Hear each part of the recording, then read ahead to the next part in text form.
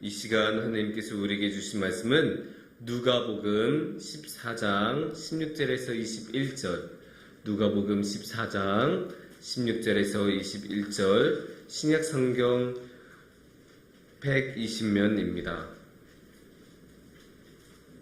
제가 봉독해 드리겠습니다. 이르시되 어떤 사람이 큰 잔치를 베풀고 많은 사람을 청하였더니 잔치의 시각에 그 청하였던 자들에게 종을 보내어 이르되 오소서 모든 것이 준비되었나이다 하매 다 일치하게 사양하여 한 사람은 이르되 나는 밭을 샀음에 아무래도 나가보아야 하겠으니 청컨대 나를 양해하도록 하라 하고 또 한 사람은 이르되 나는 소 5교레를 샀음에 시험하러 가니 청컨대 나를 양해하도록 하라 하고 또 한 사람은 이르되 나는 장가들었으니 그러므로 가지 못하겠노라 하는지라. 종이 돌아와 주인에게로 그대로 고하니 이에 집주인이 노하여 그 종에게 이르되 빨리 시내의 거리와 골목으로 나가서 가난한 자들과 몸 불편한 자들과 맹인들과 저는 자들을 데려오라 하니라. 아멘. 네, 성도님들, 우리 인생의 가장 큰 목표는 무엇일까요? 우리 인생의 가장 큰 목표를 갑자기 물어보면 생각이 잘 안 나시죠? 인생의 가장 큰 목표, 나 뭐야지? 막 이렇게 생각이 막 들면서 당황하게 되잖아요. 그만큼 인생의 목표를 정하는 것도 쉽지 않고 갑자기 누가 그렇게 들이대면서 물어보면 대답하는 것이 곤란할 때가 있습니다. 그러면 이 질문을 약간 좁혀서 우리 신앙생활의 가장 중요한 목표는 무엇입니까? 라고 물어보면 대답하기가 한결 쉬워질 것입니다. 왜냐하면 신앙생활이라는 것 자체가 방향성이 뚜렷하기 때문입니다. 그러면 우리 신앙생활에서 가장 중요한 목표는 무엇일까요? 여러 가지 목표에 대해서 우리가 이야기를 할 수 있겠지만 가장 중요한 목표는 아무래도 하나님을 만나는 것, 하나님을 따라가는 것이라고 우리가 생각을 해볼 수 있습니다. 아무래도 우리가 하나님을 사랑하고 하나님을 따라가는 것이 우리 삶의 가장 큰 목표이고 그게 신앙생활이라는 것을 생각하면 하나님을 만나는 것보다 더 중요한 것은 신앙생활에 없다고 우리가 이야기를 해볼 수 있습니다. 그렇다면 우리는 이 중요한 목표를 어떻게 이룰 수 있을까요? 우리는 어떻게 하면 하나님을 만날 수 있을까요? 이게 사실 정확한 질문과 대답은 아니에요. 왜냐면 우리가 하나님을 만날 수는 없어요. 하나님은 우리를 만나 주시는 거죠. 그러니까 주도권이 우리한테 있는 게 아니라 하나님한테 있다는 것을 우리는 항상 잊으면 안 됩니다. 그럼에도 불구하고 우리가 조금 더 하나님한테 가까운 삶, 조금 더 하나님을 잘 만날 수 있는 삶이 이런 것은 있을 것 아니에요? 맨날 술 먹고 펑펑 노는 것하고 매일 기도하고 주님을 생각하는 것하고 어떤 삶이 하나님께서 더 기뻐하시고 어떤 삶이 하나님께 더 가까운 삶인지는 제가 굳이 설명하지 않아도 우리 모두 알 것입니다. 그렇다면 어떻게 하면 우리는 조금이라도 더 하나님께 가까워지고 조금이라도 더 하나님을 잘 만날 수 있을까요? 어제 새벽 예배를 혹시 기억을 하신다면 제가 어제 새벽 예배 때 이야기를 뭐라고 했었죠? 어제 새벽 예배 때 제가 드렸던 말씀 중에 중요한 부분은 고통 가운데 하나님을 만날 수 있다였습니다. 고통이 하나님을 만나는 자리가 되기도 한다. 이 이야기를 말씀을 드렸죠. 그런 면에서는 우리가 고통 속으로 나아갈 때 우리가 하나님을 만날 수 있다는 이야기가 됩니다. 물론 이것은 반드시 하나님을 고통을 통해서만 만날 수 있다는 이야기도 아니고 또 고통이 있어야만 꼭 만날 수 있다는 것도 아니고 고통이 좋다는 것을 이야기하는 것도 아닙니다. 단지 고통 가운데 하나님을 만날 수 있다. 이거를 이야기를 드리고 싶었던 건데 그렇다면 우리가 다시 한번 생각해 볼 수 있죠. 아니 근데 하나님은 왜 하필 그 고통 가운데서 우리를 만나주시는 건가? 고통이 아니면 안 되는 건가? 아니 그 고통이란 거를 좋아하는 사람이 이 세상에 누가 있다고 그 고통이란 게 얼마나 끔찍한 건데 왜 하필 그 힘든 고통 가운데서 하나님께서는 우리를 만나주시는 걸까? 이 생각을 우리가 해볼 수가 있습니다. 하지만 이제 우리가 이렇게 고통에 대해서 생각을 해보면 거기에는 다 이유가 있다는 것을 우리가 생각해 보면 알 수가 있습니다. 그래서 고통에 대해서 하나님을 만날 수 있다는 것에 대해 오늘의 말씀을 통해 한번 이야기를 나눠봤으면 좋겠습니다. 오늘의 말씀은 예수님께서 하나님의 나라에 관한 비유를 해주시는 말씀이에요. 이야기 자체는 굉장히 유명하죠. 그 사람들을 잔치를 이제 베풀고 사람들을 보냈는데 초대하라고 보냈는데 아무도 그 초대를 받지 않아서 다른 가난한 사람들을 데리고 왔다. 이 내용일 텐데요. 이게 왜 하나님 나라에 관한 이야기냐라는 것은 15절을 보면 오늘의 본문 바로 앞에 있는 15절을 보면 아주 잘 나옵니다. 어떤 사람이 갑자기 무릇 하나님의 나라에서 떡을 먹는 자는 복되도다라고 말씀을 하셨어요. 그 말씀에 따라서 오늘의 비유를 하셨으니까 오늘의 비유는 하나님 나라의 맥락에서 읽어야 하는 것이 확실합니다. 그게 자연스럽습니다. 그렇다면 하나님 나라라는 것을 생각하면 오늘의 잔치가 이 하나님 나라라고 생각을 해볼 수 있겠고 이 잔치를 여는 사람이 있다고 나왔잖아요. 그럼 이 잔치를 여는 사람은 누구겠어요? 하나님이 되실 거고 하나님께서 보내신 종들 사람들을 데리고 오라고 초대하라고 보냈던 종들은 그러면 누굴까요? 예언자들, 하나님의 나라를 선포했던 사람들, 하나님의 부르심을 받고 갔던 하나님의 사자들, 또 오늘날로 치면 이렇게 저처럼 말씀을 선포하고 있는 목사들이 그런 종들이 된다고 이야기를 해볼 수도 있을 것 같습니다. 그래서 오늘의 말씀을 조금 더 자세히 보면 하나님께서는 이렇게 딱 잔치를 이제 만들려고 잔치를 베푸시려고 열심히 이제 준비를 이렇게 다 하시고 이제 시간이 다 되고 준비도 다 돼서 다 보냈어요. 보통 이제 이스라엘에서는 이런 잔치를 하면 먼저 이전에 기별을 준대요. 우리가 청첩장 먼저 돌리잖아요.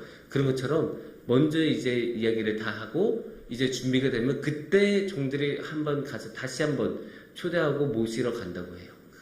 이게 잔치를 베푸는 입장에서는 예의를 다 갖추는 거고 극진하게 상대방을 위해서 배려를 하는 것이라고 이야기를 할 수 있습니다. 그러면 이 극진한 배려를 받은 사람들, 이 극진한 초대를 받은 사람들은 어떻게 행동했을까요? 참, 그 극진한 대접을 받았는데도 그다지 감동을 받은 느낌이 없습니다. 첫 번째 사람은 이렇게 말하죠. 18절을 보면 저는 밭을 사서 거기 가봐야 돼요. 예, 오늘날로 치면 저 아파트 사서 저 지금 아파트 계약하러 가야 돼서 지금 거기 못 가요. 죄송해요. 양해해 주세요. 그렇게 이야기하는 걸로 볼 수 있어요. 19절에서는 이렇게 이야기하죠. 소 5교레를 샀으니까 시험을 해보러 가야 하겠습니다. 오늘날로 치면 저 오늘 자동차 사서 그 자동차 좀 시운전도 하고 등록도 하고 또 길들이기도 해야 돼서 오늘 찾아보지는 못할 것 같습니다. 양해해 주세요. 이렇게 이야기하는 것이라고 볼 수 있습니다. 20절을 보면 뭐라고 해요? 장가 가서 안 돼요. 예, 저 결혼했으니까 오늘 저 결혼하느라고 거기 못 갑니다. 예, 심지어 이 20절에서는 죄송하다는 말조차도 안 합니다. 그냥 저 못 가요. 이렇게 통보해버려요. 근데 오늘의 말씀, 이 말씀에서 초대를 받은 사람들의 면면을 보면 어떻습니까? 다들 괜찮게 사는 사람들이에요. 스스로 아파트도 살 수 있는 사람들이었고 스스로 자동차도 살 수 있는 사람들이었고 결혼도 할 수 있는 사람들이었어요. 요새 결혼 아무나 하나요? 저 같은 목회자나 돈 없어도 결혼하지 요새는 돈 없으면 결혼 안 합니다. 그러니까 정말로 오늘의 말씀에 나왔던 이 예로 나왔던 이 비유에 나왔던 사람들은 다 괜찮게 사는 중산층, 최소 중산층, 조금 더 잘 사는 사람들, 조금 더 위로 보면 아주 잘 사는 사람들이라고 볼 수 있어요. 이 아주 잘 사는 사람들이 하나님 나라에 초대를 받았을 때 어떤 반응을 보였습니까? 모두 다 하나님 나라를 경히 여기고 그냥 다음에 해도 되는 걸로 여기고 나 안 가겠어. 이렇게 이야기하고 있는 것을 우리가 볼 수 있지 않습니까? 이렇게 잘 지내고 할 게 많고 돈도 많고 평안하면 눈을 다른 것에 돌리는 경우가 이렇게 많은 거예요. 하나님 나라가 중요하다는 것, 하나님보다 더 중요하다는 것이 없다는 것을 우리가 모두 다 알고 있지만 막상 살 때는 우리가 다른 곳에 눈을 돌린 경우가 너무 많습니다. 너무 분주해서 오늘 우리 시장 가야 돼요. 저 오늘 빨래 돌려야 돼요. 저 오늘 뭐 어디 가야 돼요. 저 오늘 다른 사람 만나러 가야 돼요. 저 오늘 스터디 있어요. 오늘 무슨 면접 봐야 돼요. 그런 뭔가 얘기가 있으면서 막상 하나님에 대해서, 하나님의 나라에 대해서는 그렇게 중요하게 소중하게 여기지 않는 경우가 너무너무 많습니다. 그러니까 당연히 잘 사는 경우에는 그렇게 분주하고 바쁘고 뭐 정말로 하는 것도 없는 것 같은데도 바쁜 이런 삶을 사는 사람에게는 당연히 하나님을 만날 수 있는 기회가 그만큼 줄어들고 하나님을 바라볼 수 있는 마음의 여유가 그만큼 없고, 그러면 당연히 하나님 나라를 소중하게 여기지 않으면서 하나님을 바라보지 않게 되죠. 우선순위가 하나님의 놓여있지 않은 경우가 너무나 많아요. 그의 반면에 오늘의 말씀에서 그러면 어떻게 하나님께서는 하셨을까요? 하나님께서는 딱 종들의 그 보고를 듣자마자 굉장히 기분이 나빴어요.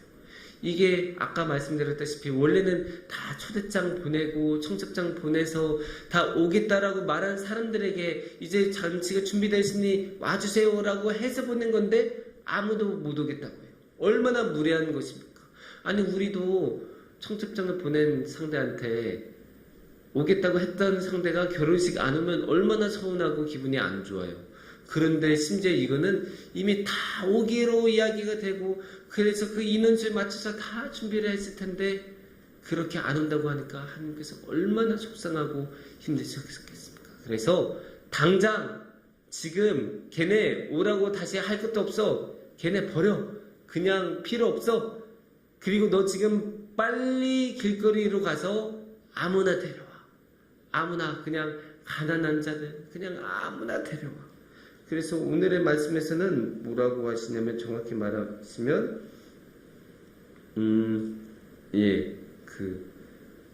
빨리 21절을 보시면 빨리 시내의 거리와 골목으로 나가서 가난한 자들과 몸 불편한 자들과 맹인들과 저는 자들을 데려오라 이렇게 말씀하셨다고 해요. 이 사람들을 보면 어떤 사람들인지 딱 감이 오시죠? 가난한 사람들. 돈이 없으니까 얼마나 궁핍하고 삶이 힘들었겠어요. 가난하면 사는 게 힘들다는 거는 옛날 예수님 시대나 오늘날이나 크게 다를 바가 없어요. 거기에 이제 몸 불편한 자들. 그 뒤에 나온 사람들은 다 이 몸 불편한 자들한테 포함이 되죠. 왜냐면 눈이 먼 자들, 저는 자들이니까 다 몸이 불편하신 자들인데 그 사람들이 얼마나 삶이 힘든지는 구체적으로 말하지 않아도 다 아실 것입니다. 그러니까 이런 가난한 자들로 채우라라고 해서 종들이 보냈어요. 이 가난한 자들은 거부했을까요? 아닙니다. 그 22절을 보면 종이 이르되 주인이여 명하신 대로 하였으되 라고 이야기를 합니다. 명한 대로 하였으되라고 하는 것은 불러서 초대하니까 다들 데리고 오는데 성공했다라는 말이잖아요. 그러니까 가난한 자들은 어느 누구도 그거를 거부하지 않았어요. 아니 가난한 자가 왜 그거를 거부하겠습니까? 딱 잔치 가면 밥 주고 편안하게 쉴 수 있는데 이 가난한 자들 잘됐다 나 오늘 정말로 부담 없이 배 터지게 한번 먹을 수 있겠구나 이런 마음으로 갔을 거 아니에요. 그러니까 가난한 자들은 고통에 있는 자들 사실 이 가난한 자들과 몸 아픈 자들 불편한 자들은 다 고통 가운데 사는 사람들이 아닙니까? 그러니까 이 사람들은 거부하지 않아요. 이 사람들은 하나님의 은혜의 소리를 듣자마자 그렇게 하겠습니다. 제가 거기에 응하겠습니다. 제가 가겠습니다. 라고 하는 사람들이에요. 그렇게 곧바로 가니까 하나님의 초대를 받고 그 하나님의 풍성한 식탁을 누리고 하나님의 나라를 누리는 것 아니겠습니까? 여기에서 이렇게 극심한 차이가 나타나지 않습니까? 물론 우리가 그 하나님의 초대를 거절했던 중산층 잘 사는 사람들이 야박하고 어떻게 이럴 수 있나 싶을 수도 있겠지만 그런 것이 아니죠. 왜냐면 이 사람들의 모습, 어느 누구나 그럴 수 있다는 것 우리가 너무나 잘 알 수 있고, 우리도 충분히 그런 모습일 수 있다는 것 우리가 항상 기억해야 합니다. 우리가 분주한 삶의 일상 가운데서 얼마나 자주 하나님을 잊어버리고 우선순위를 하나님에 두지 않은 경우가 얼마나 많습니까? 하지만 우리가 고통 가운데 있으면 결국 하나님을 바라보고 간절해지고 하나님께 뜻을 둘 수밖에 없는 상황이 많이 옵니다. 그렇게 생각을 해보면 고통이 하나님을 만나는 자리가 된다는 것은 하나님께서 이상한 취향을 가지고 계시거나 우리에게 고통을 주고 싶어서 그런 것이 아니라 우리한테 달려있다는 것. 우리가 부족해서, 우리가 평안한 가운데서는 하나님을 잘 돌아보지 않아서 그런 것이라는 것을 우리가 알 수 있고, 결국 우리의 마음이 가난해지고 우리의 삶이 정말로 모든 것을 다 내려놓을 때 우리가 더욱더 주님을 바라보고 주님께 한 걸음 한 걸음 더 잘 나아갈 수 있다는 것을 우리가 알 수 있습니다. 그래서 오늘의 말씀을 통해서 우리가 다시 한번 하나님이 가장 중요하다는 것을 깨닫고, 되도록이면 우리 성북중앙교회는 고통이 오기 전에 일상 가운데서도 항상 하나님을 붙들고 하나님을 사랑하며 하나님의 초대에 응하는 우리 성북중앙교회 성도분들이 되었으면 좋겠습니다. 특히 우리 청소년들이 오늘도 이 청소년부 영성수련회를 하고 그 영성수련회 가운데 열심히 기도를 하고 있을 텐데, 그 아이들이 모두 이렇게 고통을 당하기 전에 먼저 하나님을 만나고 하나님의 응답을 따르는 아이들이 될 수 있으면서 우리 그렇게 풍성한 누림을, 하나님의 나라를 누리는 우리 성북중앙교회가 되기를 축원합니다. 기도하겠습니다.